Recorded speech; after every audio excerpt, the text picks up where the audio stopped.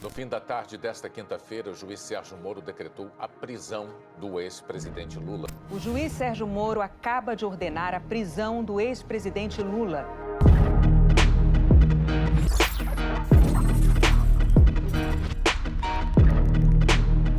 Lula responde a 3 processos em Curitiba e já foi condenado em 2 deles, apenas que somam 29 anos de prisão. As condenações se referem ao triplex do Guarujá e à reforma do sítio de Atibaia. Todos esses casos são da famosa 13ª Vara Federal de Curitiba e passaram pelas mãos do ex-juiz Sérgio Moro. Essa é a história que saiu nos jornais e que você já conhece, que todo mundo conhece. Agora é hora de conhecer todos os fatos por detrás da história. Os bastidores do processo que tirou das eleições o primeiro colocado nas pesquisas para presidente de 2018.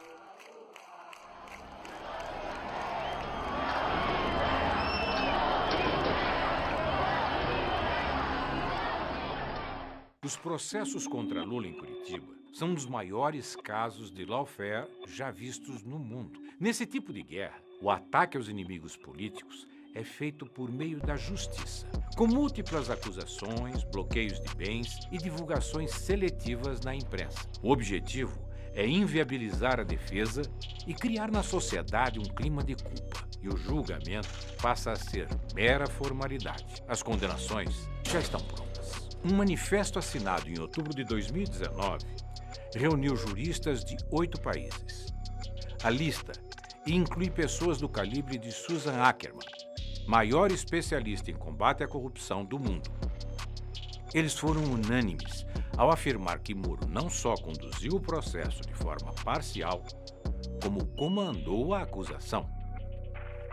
Essa manobra vinha sendo denunciada pela defesa de Lula desde 2016. A ONU já concedeu 2 liminares favoráveis ao ex-presidente.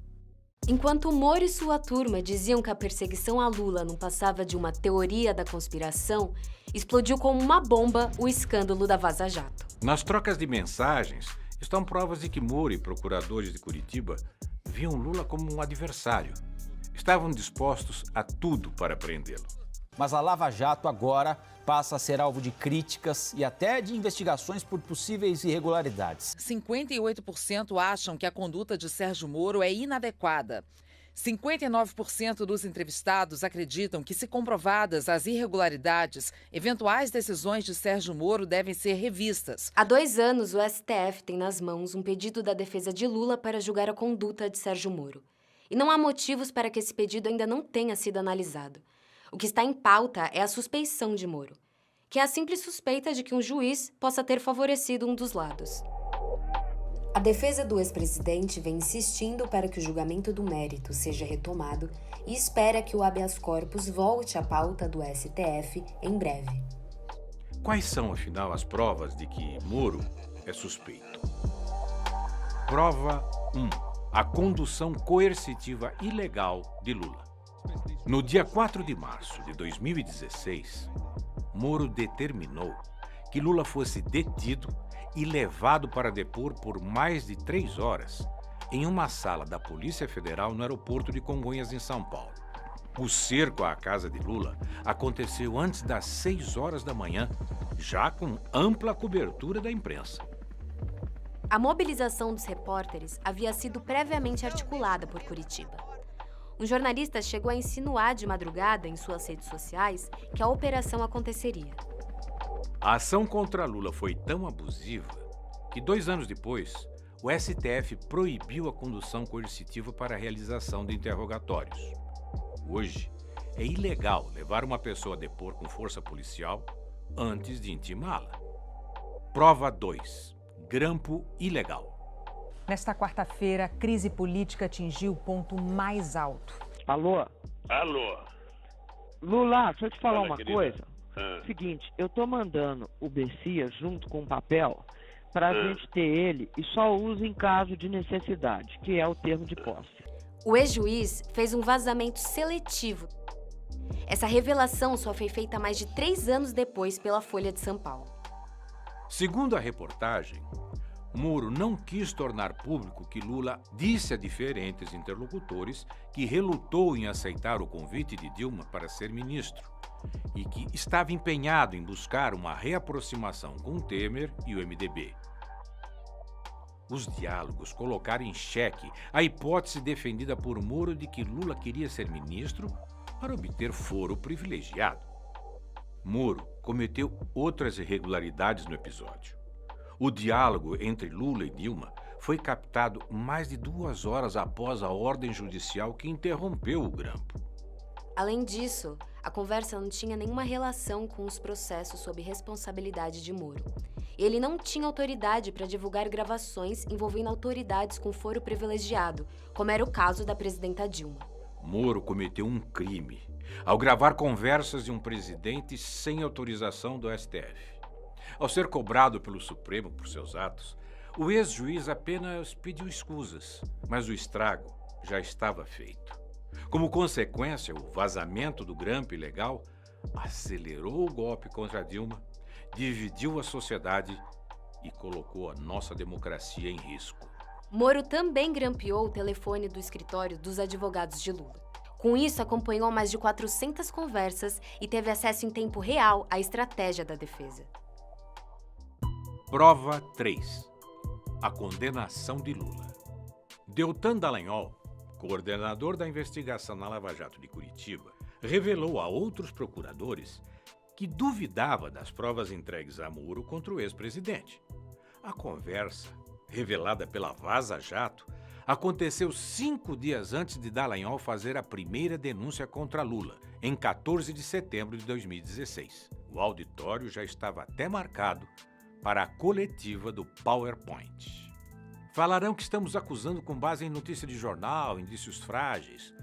Então é um item que é bom que esteja bem amarrado. Fora esse item, até agora eu tenho receio da ligação entre Petrobras, o enriquecimento, e depois que me falaram, estou com receio da história do apartamento. São pontos em que temos que ter as respostas ajustadas e na ponta da língua. Mas Moro nunca se importou com a falta de provas. Em julho de 2017, o ex-juiz condenou Lula a 9 anos e meio de prisão por corrupção e lavagem de dinheiro no caso do triplex do Guarujá. Depois, o TRF4 ampliou a pena para 12 anos e 1 mês. Hoje eu pensei que os meus acusadores iriam mostrar uma escritura, um documento, um pagamento, alguma coisa que eu fiz para ter o apartamento que ele disse que é meu. Veja, porque eu esperava que depois de 2 anos de massacre, eu chegasse lá e tivesse um documento dizendo: o Lula comprou o apartamento, o Lula reformou o apartamento, o Lula pagou tanto pelo apartamento, a escritura está aqui registrada em cartório, o apartamento é dele, o Lula já dormiu no apartamento, já morou, nada. Pior ainda é a condenação no caso do sítio. A juíza Gabriela Hart, que substituiu Moro quando ele virou ministro de Bolsonaro, condenou Lula a 12 anos e 11 meses. Apesar de ser um caso completamente diferente, a sentença tinha trechos inteiros copiados e colados da condenação anterior feita por Moro. Mais tarde, essa pena foi ampliada pelo TRF4 para 17 anos. Em ambos os processos, as sentenças apresentavam graves falhas. Não determinavam o que Lula teria feito em favor das construtoras que justificasse o alegado recebimento de um apartamento no Guarujá ou a reforma de um sítio em Atibaia que nunca pertenceu a Lula.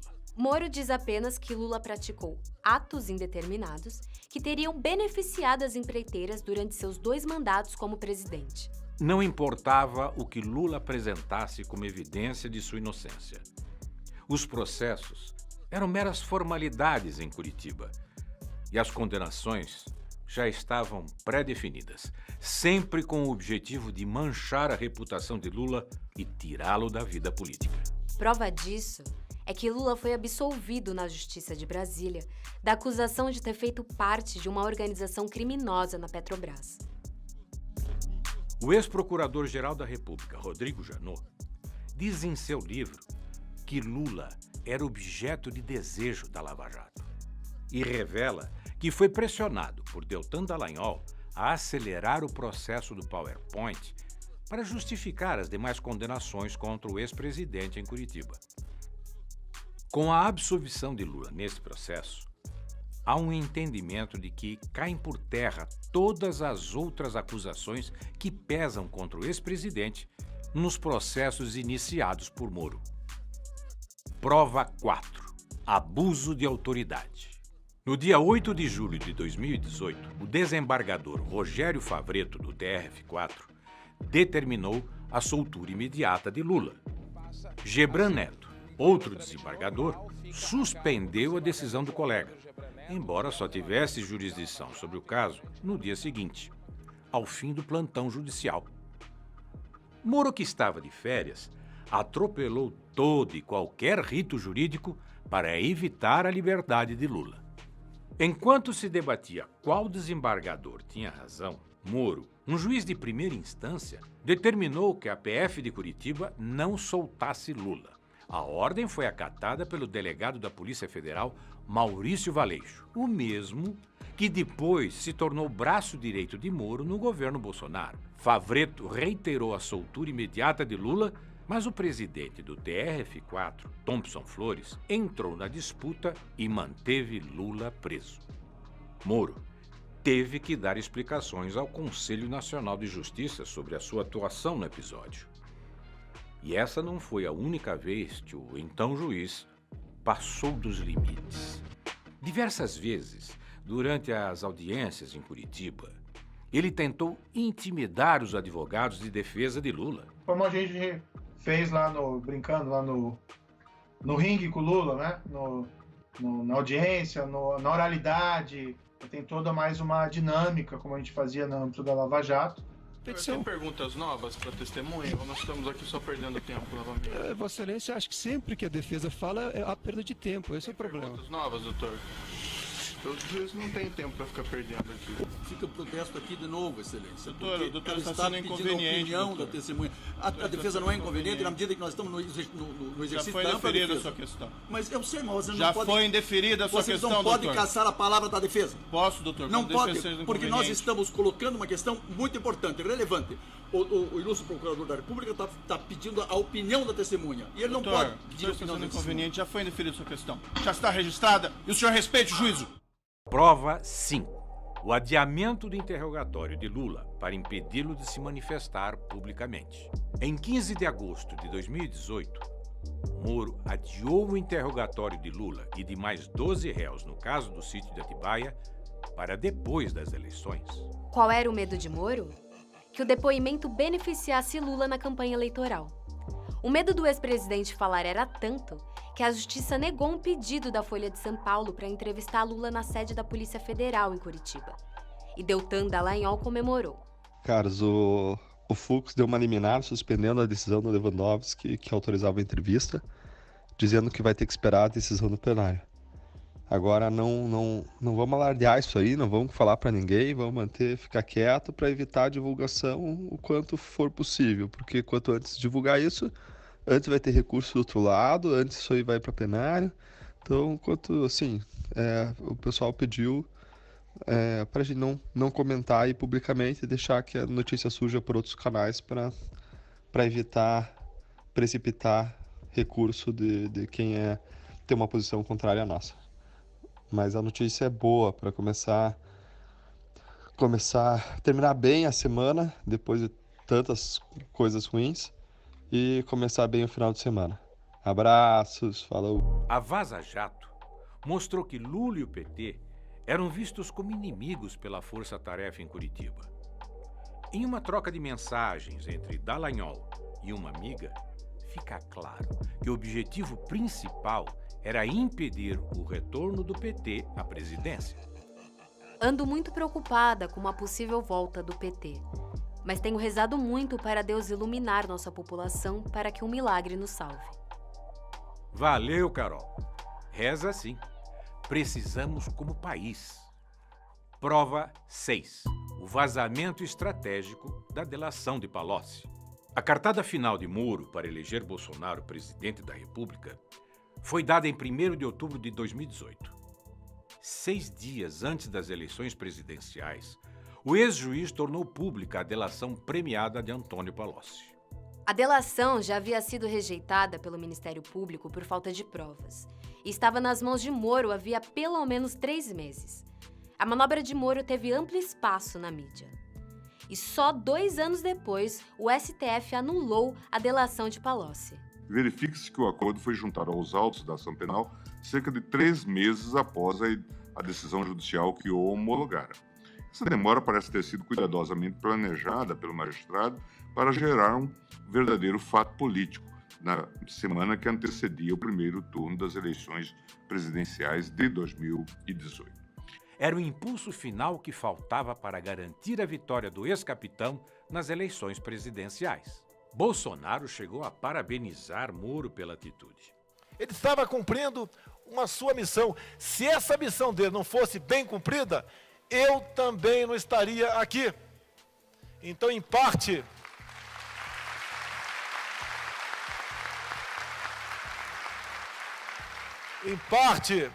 do que acontece na política do Brasil, devemos a Sérgio Moro. Prova 7. A ida de Moro para o governo Bolsonaro. Se depois de tudo isso ainda restava alguma dúvida sobre a parcialidade de Moro, a nomeação do ex-juiz como ministro de Bolsonaro escancara quais eram seus interesses. Enquanto julgava Lula, Moro negociava um cargo no primeiro escalão do novo governo. E aí veio o dia do segundo turno, domingo, na casa do Jair. A gente chegou lá à tarde, tipo 5h30 da tarde, ainda estava claro. O Paulo Guedes estava na sala, me puxa, me chama e fala assim: Bebiano, eu quero conversar com você um negócio aqui importante. E foi a primeira vez que o Paulo Guedes mencionou que estava conversando com o Sérgio Moro. Ele me contou que já tinha tido 5 ou 6 conversas com o Sérgio Moro e que o Sérgio Moro estaria disposto a abandonar a magistratura e aceitar esse desafio como ministro da Justiça. A vitória de Bolsonaro foi comemorada por Rosângela, a mulher do ex-juiz. Ela postou um vídeo em sua conta no Facebook com uma montagem do Cristo Redentor ao lado do número 17 do ex-capitão e a frase: "Estamos juntos, Brasil". Sérgio Moro saiu do governo em abril de 2020. Em novembro, tornou-se sócio-diretor da Álvares & Marshall. A empresa tem entre seus funcionários ex-agentes de departamentos de inteligência dos Estados Unidos, como o FBI e a NSA. A Álvares & Marshall foi administradora judicial da OAS e apresentou à Justiça uma lista de imóveis de propriedade da construtora que incluía o famoso triplex do Guarujá, o mesmo que Moro e a Lava Jato afirmavam pertencer a Lula. A empresa norte-americana também é administradora judicial da Odebrecht, outra construtora que Moro levou ao fundo do poço quando era juiz da Lava Jato. A Álvares & Marshall revelou ao UOL que já teria faturado 17 milhões de reais com a crise da construtora brasileira. O conflito de interesses nestes casos é evidente. Lideranças de todos os campos políticos ficaram perplexas com a decisão de Moro em aceitar o trabalho na empresa norte-americana. Diante da repercussão extremamente negativa, o Tribunal de Ética da OAB São Paulo notificou Moro sobre a proibição dele exercer a advocacia junto aos clientes da Álvares & Marshall. Ao longo de todas essas injustiças, Lula se manteve firme. Eu tenho tanta obsessão de desmascarar o Moro, desmascarar o Delayol e a sua turma, e desmascarar aqueles que me condenaram, sabe, que eu ficarei preso 100 anos, mas eu não trocarei a minha dignidade pela minha liberdade. Foram 580 dias preso injustamente na sede da Polícia Federal de Curitiba. Durante todo esse tempo, o povo permaneceu em vigília e personalidades de todo o mundo se mobilizaram por sua liberdade. Bom dia, presidente!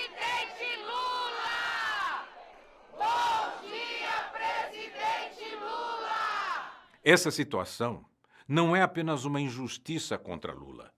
Ela é um atentado contra o Estado democrático de direito. É por isso que a anulação dos processos contra Lula significa a liberdade plena do ex-presidente, a recuperação dos seus direitos políticos e a libertação do Brasil, dos brasileiros e brasileiras. Lula livre é o povo livre. Anula STF. Anula STF. Anula STF. Anula STF.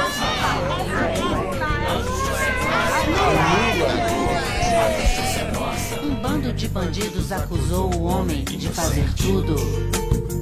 Tudo o que eles faziam. A justiça é nossa. A justiça é nossa. Uma banda da polícia e um tucano na justiça vieram juntos. Estavam na mídia todo dia. O promotor, pastor, aproveitou.